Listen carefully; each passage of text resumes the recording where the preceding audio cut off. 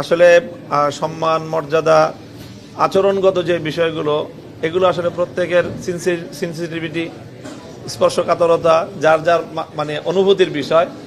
অনুভূতি সকলের তো এক হয় না। আমরা অন্য সকলের অনুভূতিকে সম্মান জানাই, শ্রদ্ধা জানাই। শুরু থেকেই আপনারা এই দলটা, এই গ্রুপটা ইসলামী বলয়ের মধ্যে ছিল এমন একটা অভিযোগ তারা তুলছে, কিন্তু আমরা দেখেছি এখানে অন্যান্য দলগুলো ছিল সেই ইসলামী বলয় থেকে তারা বের হয়ে গেছে। জামাত ইসলামী বা আপনারা বলয়টা শরিয়া আইন না, ইসলামী বলয় থেকে বের হয়ে আপনারা নতুন বলয় তৈরি করছেন, এরকম একটা অভিযোগও তারা তুলছে। এই ব্যাপারটা আপনি কিভাবে দেখছেন?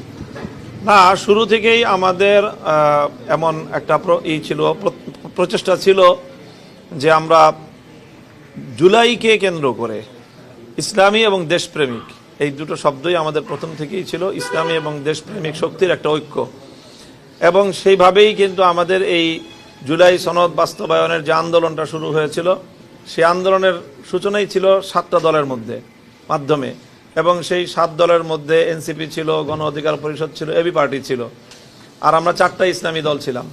কাজে এর সূচনাটার মধ্যেই কিন্তু শুধু ইসলামী দলের মধ্যে এটা সীমাবদ্ধ ছিল না। তখন থেকেই এটা দেশপ্রেমিক এবং ইসলামী একটা জোটের কথা বা ইসলামী অ্যালায়েন্সের কথা আসতেছিল। কাজে আমি মনে করি যে সেই জায়গা থেকে আমাদের যেই পথ চলা, সেটা বিন্দুমাত্র কোনো ভিন্নতা আসে নাই, সেটা অব্যাহত আছে।